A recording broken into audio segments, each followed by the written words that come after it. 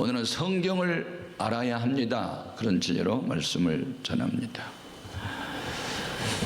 주 안에 있는 자는 행복자가 됩니다. 행복은 심신의 욕구 충족입니다. 이 행복은 소유로 누릴 수 있다고 생각하기 때문에 더 많은 지식, 더 많은 돈, 더 높은 지위와 명예를 사람 추구하지만, 저는 지난번 하와이에 갔을 때 저희 친척 중에서 부자 동네에서 목회하는 목사님 얘기 들었습니다. 그곳에 장로님 한 분은 돈이 엄청 많은데 수천억 재산을 가졌는데 11월 달만 되면 하와이 별장으로 가서 살다가 그 이듬해 3월이 되면 다시 한국에 나와 살고, 그런데 얼마 전에 그 아들이 자살했다고 했습니다. 이유는 돈 때문에 다투다가. 여러분, 돈 많다고 행복하지 않습니다. 지식 많으면 번뇌도 따라옵니다. 문제는 그 많은 돈과 그 많은 지식 그 안에 주님이 주인 되실 때, 주님의 통치가 있을 때 이 모든 것들은 평화로 이어지는 줄로 믿습니다. 물 떠난 고기 사는 법 없습니다. 뿌리 뽑힌 나무도 살 수 없습니다. 주님 떠난 인생 공고합니다. 본문 말씀의 내용은 사도 바울이 그 믿음의 아들 디모데에게 두 번째 써보낸 편지입니다. 세상이 악해질수록 사람들은 남에게 속기도 하고 또 남을 속이기도 한다. 속기도 하고 속이기도 하는 이유는 무지다. 몰라서. 이제 성경을 똑바로 알면 남을 속이기도 않고 속지도 않는다. 그러니 너는 네가 어렸을 때부터 외할머니 로이스, 친어머니 윤희에게로부터 성경을 많이 배운 게 참 좋은 일이다. 나를 통해서 예수 그리스도의 복음까지 듣고 성령까지 받았으니 너는 목회자로서 속지도 말고 속이지도 말고 모든 사람들을 하나님의 사람으로 온전하게 세운 일을 하라 하면서 써보낸 편지가 디모데 후서입니다. 여러분, 사람이 가질 수 있는 최고의 지식이 무엇인지 아십니까? 이 지식만 가지면 더 이상 지식이 없는 최고의 지식은 우리가 믿는 여호와 하나님이 누구인가를 아는 겁니다. 두 번째는 내가 누구인가를 아는 겁니다. 세 번째는 이 세상이 무엇인지도 알아야 합니다. 이 세 가지를 알면 다 아는 거예요. 한때 하나님의 선택받은 이스라엘 백성이 십계명을 비롯한 말씀을 떠나서 하나님을 등지고 우상 숭배하고 죄에 빠져 있을 때 하나님이 전쟁, 기근, 질병 등으로 징계의 채찍을 드셨습니다. 이는 마치 맹수가 먹이를 잡아 발톱으로 찢어버린 것처럼 그런 상태에 있었어요. 그때 이스라엘 백성이 너무 힘들고 어려울 때 호세아 선지자를 통해서 치유의 방법을 가르쳐 주셨습니다. 그게 호세아서 6장 1절인데 같이 읽어봅니다. 오라, 우리가 여호와께로 돌아가자. 여호와께서 우리를 찢으셨으나 도로 낫게 하실 것이요 우리를 치셨으나 싸매어 주실 것임이라. 어떤 사람에게 치유와 회복을 주시는가? 3절 같이 읽어요. 그러므로 우리가 여호와를 알자. 힘써 여호와를 알자. 그의 나타나심은 새벽빛같이 어김없나니 비와 같이 땅을 적시는 늦은 비와 같이 우리에게 임하시리라 하니라. 여기서 알자 강조했습니다. 히브리어로 야다 경험적으로 아는 겁니다. 여러분, 머리로 지식이 아무리 많아도 그 지식이 자기 것이 아니면 빌려 쓴 도끼와 같습니다. 여러분은 하나님을 경험적으로 알 수 있기를 바랍니다. 자기가 병들었을 때, 하나님이 고쳐주셨을 때 하나님은 치유자다. 가난의 환난에서 벗어나서 남을 돕고 사는 부요를 누릴 때 하나님은 복의 근원이시다. 내가 슬픔에 잠기고 상처받았을 때 내 마음의 평안과 위로와 새 힘을 주셨으면 하나님은 새 힘을 주신 분이다. 경험으로 아는 지식이 살아있는 지식입니다. 여러분, 살아계신 하나님을 만날 수 있기를 바랍니다. 그러기 위해서는 영이요 생명이신 말씀을 알아야 합니다. 요한복음 6장 63절 무엇이 우리 영혼을 살릴까요? 같이 살리는 것은 영이니 육은 무익하니라. 내가 너에게 이런 말은 영이요 생명이라. 사람은 육신과 영혼으로 구성되어 있습니다. 육신은 물질입니다. 육신이 살기 위해서는 물질로 되어 있는 영양분 있는 음식을 먹어야 몸이 삽니다. 그런데 비물질인 영혼은 물질로 만족을 얻지 못합니다. 영은 비물질입니다. 비물질인 이 영은 하나님의 영을 만나야 삽니다. 그 하나님의 영이 바로 말씀이라는 겁니다. 내가 너에게 전하는 말이 다 영이요 생명이라고. 여러분, 성경을 많이 알 수 있기를 바랍니다. 성경을 알면 또 무엇을 할까요? 성경의 주인공인 첫째로 예수님이 누군가를 바로 알게 됩니다. 성경이 뭐냐? 예수님을 소개하는 책이에요. 요한복음 5장 39절 큰 소리로 읽어요. 너희가 성경에서 영생을 얻는 줄 생각하고 성경을 연구하거니와 이 성경이 곧 내게 대하여 증언하는 것이니라. 예수님은 어떻게 이 땅에 오시고 어떻게 사시다가 어떻게 가시고 어떻게 다시 오실지 창세기에서부터 요한계시록까지는 예수님에 관한 이야기예요. 그러니까 성경을 아는데도 예수를 모른다. 그러면 성경을 모르는 거예요. 저는 우리 모든 성도들이 구원자 예수님을 만날 수 있기를 바랍니다. 예수님이 계신 곳으로 가야 만납니다. 예수님 어디 계실까요? 성경 안에 계십니다. 성경을 펼치면 성경 안에 주님이 계십니다. 죄인을 구원한 예수, 병을 고치시는 예수, 가난뱅이를 부욕케 하신 예수, 슬픈 감정이 있는 사람에게 위로와 소망을 주는 예수가 성경 안에 있습니다. 성경을 많이 아셔야 합니다. 성경은 예수님이 구원자라고 소개하는데 구원자로 오신 예수님은 어떤 모습으로 올까?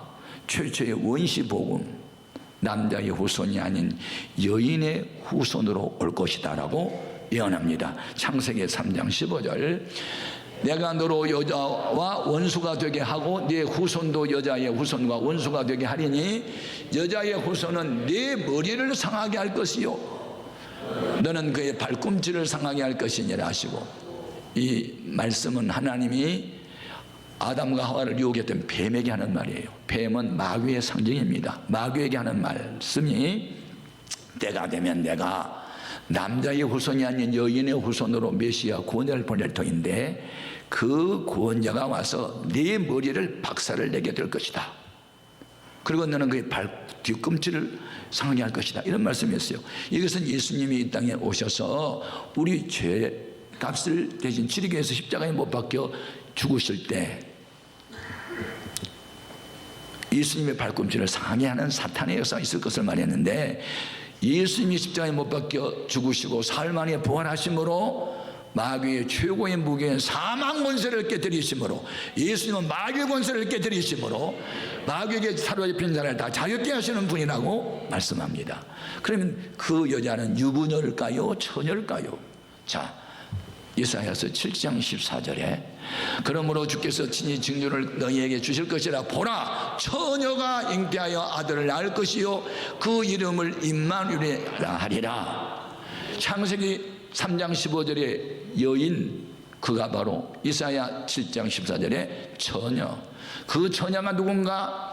마리아. 자, 누가복음 1장 30절 천사가 이르되 마리아여 무서워하지 말라. 네가 하나님께 은혜를 입었느니라. 보라, 네가 잉태하여 아들을 낳으리니 그 이름을 예수라 하라. 어느 날 처녀 마리아에게 가브리엘 천사장에 나타나가지고 너는 앞으로 임신할 거다, 아들을 낳을 것이다, 그 아들 이름을 예수라 하라. 이 처녀가 놀래가지고 나는 남자를 알지 못합니다. 알지 못한다는 말은 경험을 하지 않았습니다. 남자와 동침한 일이 없는데 어떻게 임신이 됩니까? 라고 질문합니다. 그러자 천사 대답, 누가복음 1장 34절이야 같이요.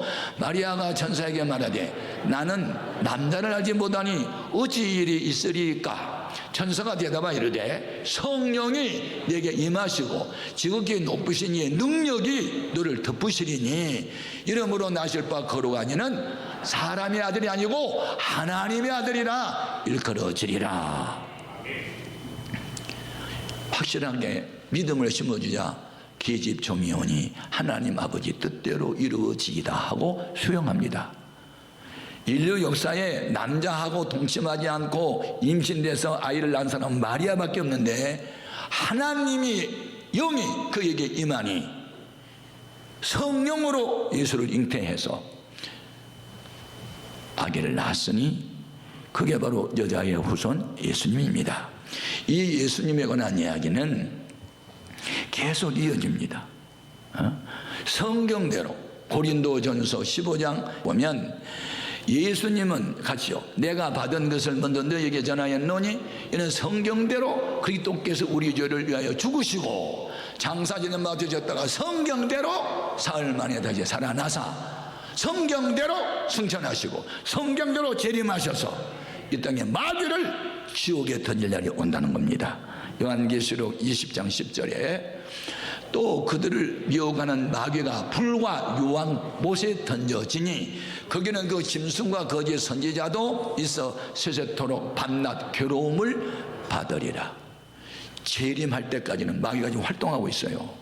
그런데 예수님이 딱 재림하시면 마귀를 잡아서 유황불 펄펄 끓는 지옥에 던지는데 마귀만 던진 게 아니고 예수 믿지 않고 마귀에 속한 자도 함께 던진다는 겁니다. 요한계시록 20장 15절 누구든지 생명책에 기록되지 못한 자는 불못에 던져지리라.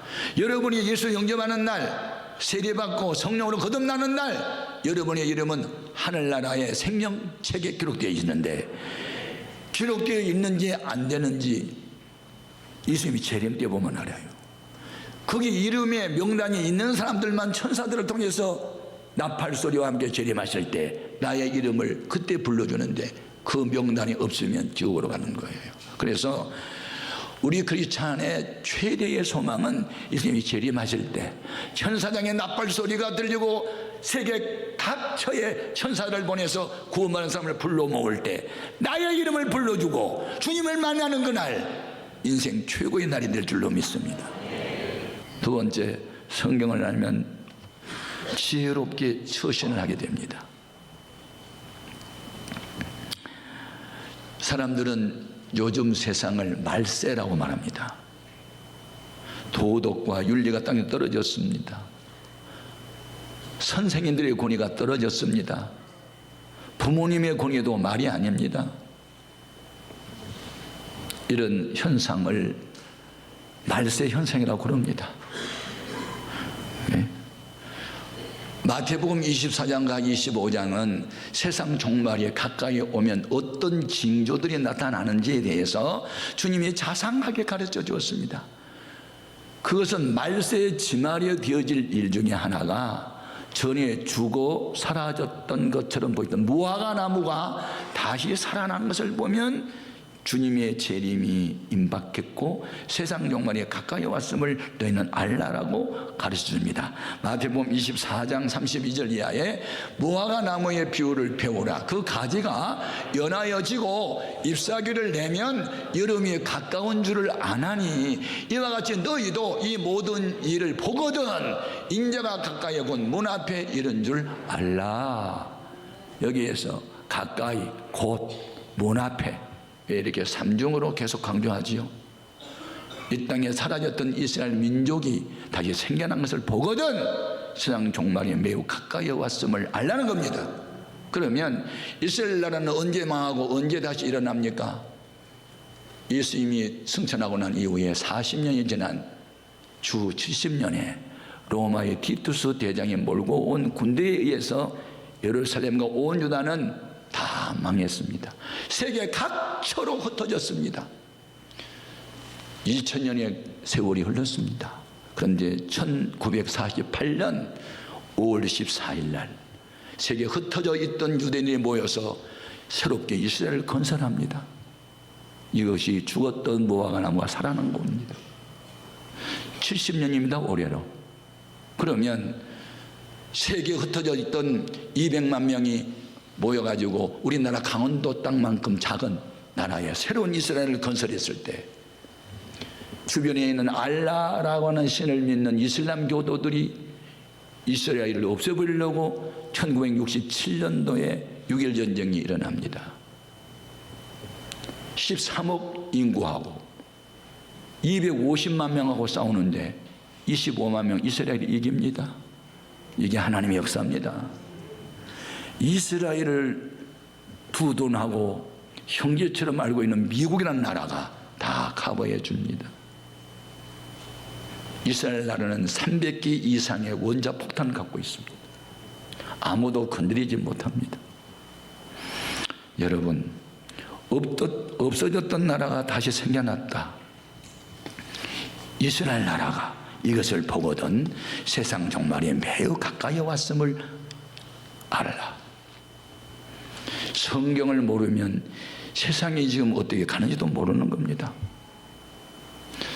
또 이 세상 종말이 가까이 오면 전에 노아 시대에 있었던 일들이 또 나타날 거다. 자, 마태복음 24장 37절 이하에 노아의 때와 같이 인자의 임함도 그러하리라. 홍수 전에 노아가 방주에 들어가던 날까지 사람들이 먹고 마시고 장가들고 시집가고 있으면서 홍수가 나서 그를 다 멸하기까지 깨닫지 못하였으니 인자의 임함도 이와 같으리라. 노아 시대부터 동성애가 있었고 노아 시대에는 하나님의 아들들, 즉 하나님을 믿는다는 사람들이 자기 눈에 좋아 보이는 여자는 다 아내로 삼았대요. 한 사람이 10명씩 20명씩. 이게 하나님의 준 창조 질서입니까? 죄악에 너무 간용했습니다. 인생살이를 엔조이하는 쪽으로 쾌락적으로 갔습니다. 예? 이때 하나님이 내가 왜 저 인생을 지었나 근심하시고 한탄을 하시고 다 멸해버려야 되겠다 결심을 합니다. 창세기 6장 5절 이하. 하나님의 아들들이 사람의 딸들이 아름다움을 보고 자기들이 좋아하는 모든 여자를 아내로 삼는지라. 여호와께서 이르시되 나의 영이 영원히 사람과 함께하지 아니하리니 이는 그들이 육신이 됨이라. 그러나 그들의 날은 120년이 되리라 하시니라. 당시의 땅에는 네피림이 있었고 그 후에도 하나님의 아들들이 사람의 딸들에게로 들어와 자식을 낳았으니 그런 용사라 고대의 명성이 있는 사람들이었더라. 여호와께서 사람의 죄악의 세상에 가득함과 그의 마음으로 생각하는 모든 계획이 항상 악할 뿐임을 보시고 땅 위에 사람 지으셨음을 한탄하사 마음에 근심하시고 이르시되 내가 창조한 사람을 내가 지면에서 쓸어버리되 사람으로부터 가축과 기는 것과 공룡의 새까지 그리하리라. 이는 내가 그것들을 지으셨음이라 한탄함이니라 하시니라. 여러분, 주님 마음의 근심, 걱정, 한탄을 갖게 하는 인생은 망하게 되어 있습니다. 지금 노아 시대와 같습니다. 하나님의 아들들, 즉 교회 다니는 신자들이 타락했습니다. 주의를 보며도 가치가 없습니다. 전도 안 하는 것이 죄고도 모릅니다. 그런데 노아 시대에 모든 사람이 다 타락한 거 아닙니다. 하나님이 살펴보니 그 중에 한 사람, 의로운 사람이 있습니다. 창세기 6장 8절 맞죠? 그러나 노아는 여호와께 은혜를 입었더라. 중요합니다. 여러분 세상의 죄악에 관영하는 이때에 여러분들도 노아처럼 은혜를 입기 바랍니다. 하나님은 그 노아를 주목하고 그에게 지시합니다. 노아 세 아들 세 자부 데리고 8명 산에 올라가서 잣나무로 방주지어. 방주가 완성되는 날 너희는 들어가. 너희만 들어가지 말고 이 땅에 씨 종자가 되어야 되니까 모든 동물들 몇 쌍씩, 새도 다 몇 쌍씩 데리고 들어가. 방주에 들어간 것은 다 살고 밖에 있는 것들은 내가 홍수를 내려서 심판할 거야. 그래서 노아는 다른 사람들이 정신병자네 배를 지으면 강가에 바닷가에 짓지 않고 왜 산에서 지어? 정신 돌았나 봐. 미쳤다는 말을 들으면서도 그 일을 계속해요. 때가 되니 40일 동안 폭우가 쏟아지고 40일 동안 생수가 터져서 온 나라가, 온 세계가 물바다가 돼서 다 홍수로 심판받고 방주 안에 들어온 노아 가족만 구원을 받았어요. 방주는 예수 그리스도를 상징하는 거예요. 예수 안에 들어가면 구원받고 예수 밖에 있으면 죽는 거예요. 방주는 성경이에요. 성경으로 들어가면 살고 바깥으로 튀어나오면 죽는 거예요. 이것이 바로 은혜를 입은 사람 해야 할 일이요. 불신자 가정에서 한 사람만 은혜를 똑바로 받아도 그 가족을 구원할 수 있는 거예요. 우리는 이제 성경을 많이 아는 것으로 기뻐하지 말고 이미 알고 있는 말씀을 지켜 살아야 돼요. 이게 세 번째 교훈이에요. 아멘. 성경을 많이 알면서도 실천하지 않으면 그건 뭐예요? 바리새인처럼 말만 잘하지 아무 열매도 없으면서 빈수레는 요란합니다. 속빈 강정처럼 살면 안 됩니다. 속에 꽉 찬 통배추처럼, 양배추처럼 속에 가득 차야 합니다. 툭 치면 말씀이 나와야 합니다. 우리 모두는 성경을 많이 알게 되면, 예수님을 바로 알게 되면 예수님을 닮아보려고 애를 씁니다. 이게 본질적인 거죠. 자, 빌립보서 2장 5절 이하에 너희 안에 이 마음을 품으라고 그리스도 예수의 마음이니 그는 근본 하나님의 본체시나 하나님과 동등됨을 취할 것을 여기지 아니하시고 오히려 자기를 비워 종의 형체를 가지사 사람들과 같이 되셨고 사람의 모양으로 나타나사 자기를 낮추시고 죽기까지 복종하셨으니 그 십자가에 죽으심이라. 이러므로 하나님의 그를 지극히 높여 모든 이름 이에 뛰어난 이름을 주사 하늘에 있는 자들과 땅에 있는 자들과 땅 아래에 있는 자들로 모든 무릎을 예수의 이름에 꿇게 하시고 모든 입으로 예수 그리스도를 주라 시인하여 하나님 아버지께 영광을 돌리게 하셨느니라. 예수님을 닮기 위해서는 두 가지 해야 돼요. 예수님처럼 낮아지는 일, 그건 우리가 할 일입니다. 왕이신데도 종의 형상으로 낮아져 죽기까지 복종, 수종자, 순종자를 지나서 복종의 단계까지 가는, 그건 우리 할 일이에요. 거기 끝나면 이제 하나님이 하셔요. 그를 죽음에서 살리시고 하늘 보좌 위로 올리시고 하늘 천사와 이 땅의 모든 사람이 그 앞에 무릎을 꿇게 하는 거, 낮아짐이 없이 높아질 수 없고 십자가 없는 부활도 없어요. 근데 우리는 십자가는 안 지고 부활만 생각해요. 하나님 나라의 공식이 없는 신앙생활. 이제 우리는 어떻게 해야 될까? 결론은 이미 때가 늦으면 안 돼요. 하나님의 시간은 오늘이에요. 선물이라는 단어하고 오늘 현재라는 단어가 같아. 그래서 하나님이 준 최고의 선물은 현재입니다.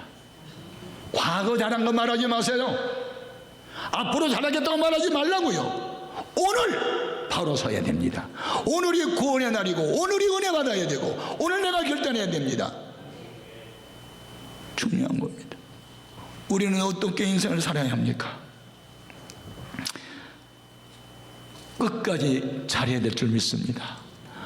사람의 사랑이 식어졌습니다. 거짓 선자가 많이 나타났어요. 말세의 성도가 승리하는 비결 딱 하나입니다. 끝까지 견뎌라. 마태복음 24장 11절이야. 거짓 선자가 많이 일어나 많은 사람을 미혹하겠으며 불법이 성함으로 많은 사람의 사랑이 식으리라. 그러나 끝까지 견디는 자는 구원을 얻으리라. 끝까지가 중요합니다. 최후의 웃는 자가 될 때까지. 우리를 온전케 하신 것이 성경입니다. 성경만이 늘 하나님의 사람을 온전하게 하며 성경만이 하나님을 온전케 하니 성경 좀 배우라. 성경을 알아야 된다. 성경을 아는 것은 예수를 바로 아는 거고 예수를 바로 알면 세상을 바라보는 눈이 열리고 이 세상을 바라보는 눈을 가지게 되면 전도할 수밖에 없다. 이것이 오늘의 결론입니다. 여러분 성경 중심의 신앙생활을 할 수 있기를 주님의 이름으로 축복합니다.